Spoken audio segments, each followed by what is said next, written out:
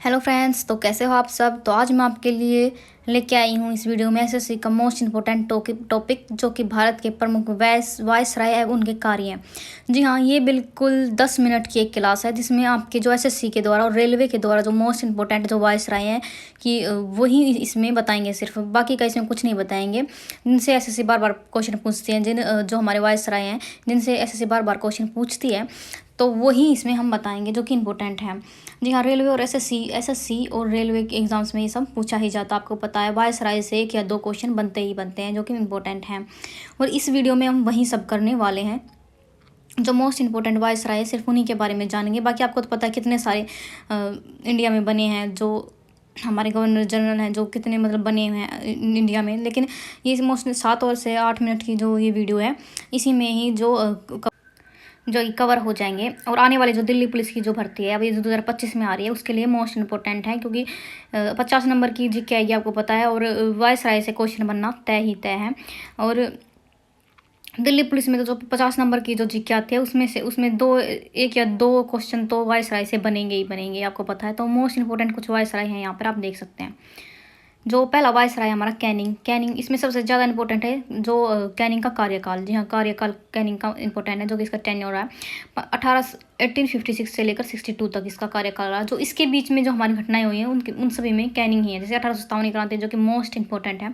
1857 की क्रांति ऐसे पूछते गए 1857 की क्रांति में कौन सा वायसराय था, तो कैनिंग था।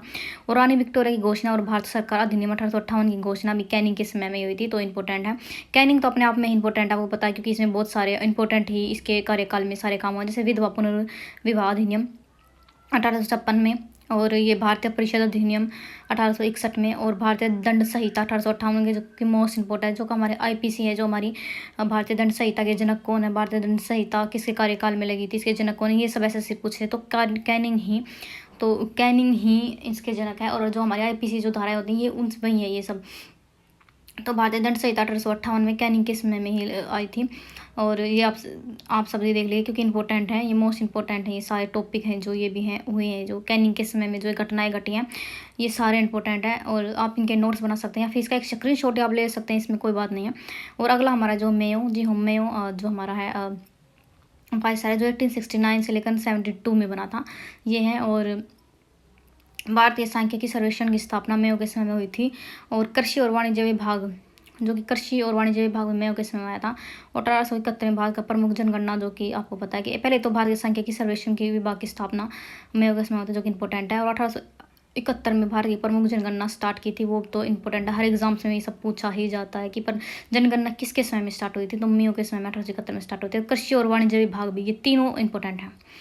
अगला है हमारा लिटन, जी हाँ, लिटन है जो हमारा, और इसका टेन्योर जो हमारा है 1876 से लेकर 1880 तक ये हमारा रहा है। इसका आप ये कार्यकाल आप सब याद रख मतलब रखना, क्योंकि जब कार्यकाल याद होते हैं तो हमें खुद ही याद हो जाता है कि ये जो घटना उसी के काल में हुई थी, क्योंकि उस समय उसका वो था। तो रॉयल टाइटल अधिनियम 1876 में, वर्नाकुलम प्रेस एक्ट 1878 मोस्ट इंपॉर्टेंट है और रिटर्न के समय में आया था, ये आप याद रखें। शस्त्र अधिनियम 1828 में, और दूसरा अफगान युद्ध 1878 से लेकर 1888 तक। और 1878 में पहली बार अकाल आयोग की नियुक्ति। तो ये सब आप देख सकते हैं कि जो लिटन है, हमारा जो लिटन है उसी के कार्यकाल की ये घटनाएं हैं। तो अगला है हमारा रिपन, जी हाँ, रिपन हमारा अगला है। और रिपन का जो कार्यकाल है वो 1880 से लेकर 1884 तक रहा है, आप ये याद रखिए। और सबसे ज़्यादा जो मोस्ट इंपॉर्टेंट एग्जाम्स में हर बार पूछा जाता है कि पहली नियमित जनगणना वो 1881 में किसके समय होता है, रिपन के समय। जो मेयो ने 1871 में वो स्टार्ट की थी, जनगणना स्टार्ट हुई थी। लेकिन जो मतलब चलने लगी जो वो रिपन के समय में हुई थी, जो नियमित, फिर इसके बाद रुकी नहीं है, इसके बाद होते रही थी। तो वो है ये 1800 जो नियमित जनगणना 1881 में, तो रिपन के समय में। हंटर आयोग मोस्ट इंपॉर्टेंट है रिपन के समय में। आप ये याद रखना कि ये ऐसे पूछते कि हंटर आयोग किससे संबंधित है, तो शिक्षा से संबंधित है हंटर आयोग। और इल्बर्ट विल विवाद, ये भी इंपॉर्टेंट आपको पता है। और रिपन के भारत के उद्धारक की संज्ञा किसने दी थी, मतलब भारत के उद्धारक की संज्ञा दी जाती है रिपन को। ऐसे पूछती है कि भारत का उद्धारक किसको कहा जाता है, तो रिपन को कहा जाता है। और फ्लोरेंस नोटिगल है एक, फ्लोरेंस नोटिगल ने रिपन को मतलब कि भारत के उद्धार की संज्ञा दी थी। ये सब फ्लोरेंस नाइटिंगेल ने ही कहा था। तो ये रिपन के समय की मोस्ट इंपॉर्टेंट घटनाएं हैं। हर एक पॉइंट इसमें इंपॉर्टेंट है। नियमित जनगणना भी 1882। स्थानीय स्वशासन के जनक किसे कहते हैं? सबसे ज़्यादा इंपॉर्टेंट तो स्थानीय स्वशासन के जनक रिपन को कहा जाता है। और हंटर आयोग और अल्बर्ट बिल विवाद, ये सब सारे इंपॉर्टेंट है रिपन से। तो रिपन तो अपने आप में एक मोस्ट इंपॉर्टेंट है, तो आप इसे याद रखना। फिर अगला हमारा डफरिन। डफरिन है 1884 से लेकर 1888 तक। दोस्तों डफरिन के बारे में याद करने की बात एक ही है कि जो भारतीय राष्ट्रीय कांग्रेस की स्थापना किसके कार्यकाल में हुई थी? जी हाँ, जो भारतीय राष्ट्रीय कांग्रेस जो 1885 में हमारी बनी थी, तो वो किसके कार्यकाल में? तो डफरिन के कार्यकाल में हुई थी। ये इसमें सबसे ज़्यादा इंपॉर्टेंट डफरिन के बारे में जानने के लायक है और नहीं है ज़्यादा, तो यही क्वेश्चन डफरिन से बनता है बस। तो आप इसे देख लीजिए, आप स्क्रीनशॉट भी इनको ले सकते हैं, ले लेना, और ये इंपॉर्टेंट है। तो हमारा जो अगला वायसराय है वो लैंसडाउन। जी हाँ, लैंसडाउन हमारा अगला वायसराय है। और लैंसडाउन के बारे में सबसे ज़्यादा यही जानने के कि डुरंड आयोग की नियुक्ति और भारत और अफगानिस्तान के बीच जो डुरंड रेखा निर्धारण है, आपको पता है भारत और अफगानिस्तान के बीच की रेखा जो डुरंड है उसे डुरंड कहा जाता है, आप सबको पता ही होगा इस बारे में। तो वो डुरंड आयोग की नियुक्ति लैंसडाउन के समय हुई थी, तो इम्पोर्टेंट है। और भारत और पाकिस्तान के बीच तो आपको पता है रेड क्लिफ रेखा है। तो ये सब है। तो ये लैंसडाउन के कार्यकाल में हुआ था। अगला है हमारा करजन। जी हाँ, करजन आप देख सकते हैं। जो करजन हमारा अगला वायसराय है, मोस्ट इंपॉर्टेंट है। करजन के कार्यकाल में बहुत से सारी ऐसी इंपॉर्टेंट घटनाएं हुई हैं जो कि आपको जो भी एग्जाम्स में एसएससी और रेलवे के द्वारा पूछी जाती हैं। तो जो करजन का कार्यकाल है 1899 से लेकर 1905 तक है ये, और ये करजन का कार्यकाल है। और सिंचाई आयोग की स्थापना करजन के समय में हुई थी।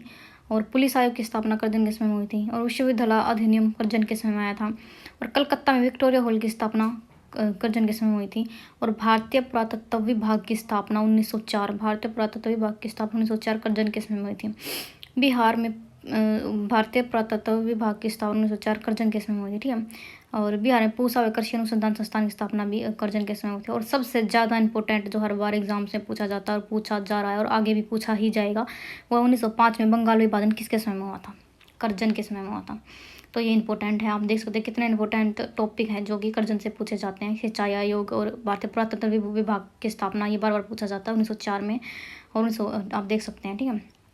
फिर अगला हमारा जो वायसराय है वो है मिंटो। जी हाँ, मिंटो हमारा अगला वायसराय जो 1905 से लेकर 1910 तक। अब याद रखना है मिंटो सेकंड है, यानी मिंटो द्वितीय, दूसरा मिंटो है ये।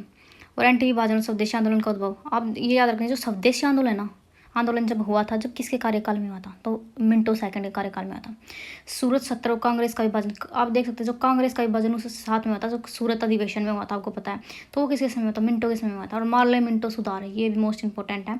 और 1906 में ढाका के आगा खान द्वारा मुस्लिम लीग की स्थापना, ये भी मिंटो के समय में हुई थी। और ये तो बहुत ज़्यादा इंपॉर्टेंट है। मिंटो का जो कार्यकाल है, जो मिंटो के समय में ये सब घटनाएं हैं जो कि एसएससी और रेलवे के द्वारा बार बार पूछी गई हैं, और जो एग्ज़ाम दे रहा है, तैयारी कर रहा है, उनको तो पता ही है, बताने की ज़रूरत नहीं है उनको सब कुछ पता है। और हमारा जो अगला है वो है होर्डिंग्स सेकंड। जी हाँ, होर्डिंग सेकंड 1910 से लेकर 1916 तक, ये हमारा होर्डिंग सेकंड है।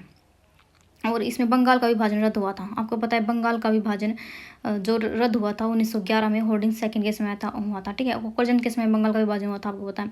और फिर रद्द कब हुआ था? ये बंगाल विभाजन रद्द हुआ था 1911 में, ठीक है। कलकत्ता से, और सबसे ज़्यादा इंपॉर्टेंट है, पहले हमारी राजधानी थी कलकत्ता, लेकिन उस दिल्ली स्थानांतरित हुई। उसकी जगह पर जब दिल्ली 1911 में बना गई, तो किसके समय बनाई गई थी? तो आप याद रखिए होर्डिंग के समय में। होर्डिंग के समय में दिल्ली राजधानी बनाई गई थी। फिर हमारा चैम्प्सफोर्ड जो 1916 से लेकर 1921 तक, 1916 से लेकर 1921 तक हमारा चैम्प्सफोर्ड है। और गांधी जी की वापसी, जब गांधी जी भारत किसके कार्यकाल में आए थे? तो चैम्प्सफोर्ड के कार्यकाल में आए थे, आप ये याद रखना। होम रूल लीग किसके कार्यकाल में स्टार्ट हुआ था? चैम्प्सफोर्ड के याद में उसमें। और चैम्प्सफोर्ड लखनऊ 1916 में कांग्रेस का जो विभाजन हो चुका था, सूरत विभाजन यानी कांग्रेस का विभाजन साथ में हुआ था। तो दोबारा कांग्रेस कब मिली थी? तो 1916 में चैम्प्सफोर्ड के समय में मिली थी, आप यही सब याद रख सकते हैं। और लखनऊ 17 में मिली थी। 1916 में पूना में महाविश्वविद्यालय की स्थापना। और 1919 का रोलर टैक्स जो कि मोस्ट इंपॉर्टेंट है, और बार बार ऐसे द्वारा पूछा जाता है कि 1916 का जो रोलर टैक्स किसके समय आया था? तो चैम्प्सफोर्ड के समय में आया था वो सब, ठीक है। और फिर जलियांवाला बाग नरसंहार जो कि इंपॉर्टेंट है, आप सबको पता है। और खिलाफत आंदोलन, ये दोनों के तीनों जो कि इंपॉर्टेंट है। और जलियांवाला बाग जो 13 अप्रैल 1919 को हुआ था, वो किसके कार्यकाल में हुआ था? चैम्प्सफोर्ड के कार्यकाल में हुआ था। और खिलाफत आंदोलन जो 1919 से लेकर 1920 में आया था। ये सब सारे कार्यकाल, ये जितनी भी मोस्ट इंपॉर्टेंट घटनाएं घटी हैं, जो कि एग्ज़ाम्स में बार बार पूछी जाती हैं, आपको पता ही है। तो वो चैम्प्स बोर्ड के समय में पूछी, मतलब ये चैम्प्स बोर्ड के समय में ये घटनाएं हुई थी। तो आप देख सकते हैं, आप इन्हें नोट कर लीजिए या फिर इनका स्क्रीनशॉट ले लीजिए और फिर याद करिए आपके आने वाली जो दिल्ली पुलिस की जो है वैकेंसी, उसके लिए ये इंपॉर्टेंट रहने वाली है। तो आप खुद ही आप देख लीजिए। अगला जो हमारा वायसराय है वो है लिन लिथिंगो। लिन लिथिंगो 1936 से लेकर 43 तक। जी हाँ, 1936 से लेकर 43 तक लिन लिथिंगो। कांग्रेस मंत्रालय का गठन, दूसरे विश्व युद्ध आरंभ हुआ था लिन लिथिंगो के समय में 1939 में। कांग्रेस के अध्यक्ष पद से सुभाष चंद्र बोस का इस्तीफा, आपको पता है जो 1939 में सुभाष चंद्र बोस ने जो इस्तीफा दिया था वो लिन लिथिंगो के समय में दिया था और इनके जगह पर राजेंद्र प्रसाद को बनाया गया था। फिर है फॉरवर्ड ब्लॉक की स्थापना उन्होंने की थी सुभाष चंद्र बोस ने, और अगस्त प्रस्ताव के कांग्रेस द्वारा अपनी अस्वीकृति। और क्रिप्स मिशन जो कि इंपॉर्टेंट है, किसके कार्यकाल में था, लिथिंगो के समय में आया था क्रिप्स मिशन। और भारत छोड़ो आंदोलन 1942, आपको बताया अगस्त क्रांति इनको कहते हैं। तो ये जो भारत छोड़ो आंदोलन है, पूछा जाता है इस समय में, इस समय कौन वायसराय थे, तो लिथिंगो इस समय वायसराय थे। और क्रिप्स मिशन 1942 के समय लिथिंगो ही थे। तो आप देख सकते हैं ये जो घटनाएं घटी ये सारी ये लिथिंगो के समय में ही घटी हैं और जो कि इम्पोर्टेंट है, आपको पता है। और इनका कार्यकाल सबसे ज़्यादा इंपॉर्टेंट है, फिर आपको खुद ही सब कुछ याद हो जाएगा। जब आप इनके कार्यकाल को जब याद कर लेते हैं तो आपको सब कुछ खुद ही याद हो जाएगा, इसमें बार बार फिर आपको याद करने की ज़रूरत नहीं पड़ेगी। वेवेल, फिर अगले हमारे वेवेल 1944 से लेकर 1947 तक। और सी राजगोपालाचार्य द्वारा CR फॉर्मूल वेवेल के समय में। और वेवेल योजना और शिमला सम्मेलन 1945 में हुआ था। और नौसेना विद्रोह 1946 में हुआ था। और कैबिनेट मिशन है जो 1946 में भारत आया था। कैबिनेट मिशन 1946 में भारत आया था। और अंतरिम सरकार और सीधी कार्रवाई दिवस, जिसे डायरेक्ट डे भी कहते हैं। डायरेक्ट डे हुआ था 16 अगस्त को, आई थिंक डायरेक्ट डे तो मनाया जाता है। और शायद ज़्यादा मुझे मतलब पता नहीं, तो आप देख लीजिए जी डायरेक्ट डे कब मनाया जाता है। तो 16 अगस्त को मनाया जाता है, 16 तो दोस्तों आपको ये वीडियो कैसी लगी प्लीज़ कमेंट करके जरूर बताएं। और कमेंट करके जरूर बताएं। इसमें ये सारे इस वायसराय हैं, यही मोस्ट इंपॉर्टेंट वायसराय है और इनसे SSC बार बार क्वेश्चन पूछती रहती है। तो ये वही वायसराय इंपॉर्टेंट है, आप देख सकते हैं। और इनसे बाहर SSC क्वेश्चन नहीं पूछती क्योंकि यही इंपॉर्टेंट है। और ये इस वीडियो का लास्ट था, आपको पता है। तो बताइए कमेंट करके कि वीडियो कैसी लगी। और अगर मुझसे कुछ मतलब मिस्टेक हुई है तो आप ज़रूर मतलब बताना, और फिर मैं वीडियो को और ज़्यादा, क्योंकि मेरी क्लियरिटी मुझे वीडियो बनानी ज़्यादा आती नहीं है ना, तो मैं इसलिए ये तो मैंने ऐसे बनाई है। तो अगर आप बता सकते हैं मुझे। और यही सब कुछ था। और इनसे बाहर SSC नहीं पूछते और रेलवे बिल्कुल नहीं पूछता। और ये जितनी भी घटनाएं हैं आपको पता है बार बार एग्जाम से पूछी ही जाती हैं, तो आप इन्हें याद कर सकते हैं, फिर नोट्स इनके बना सकते हैं। और थैंक यू, धन्यवाद। अच्छा।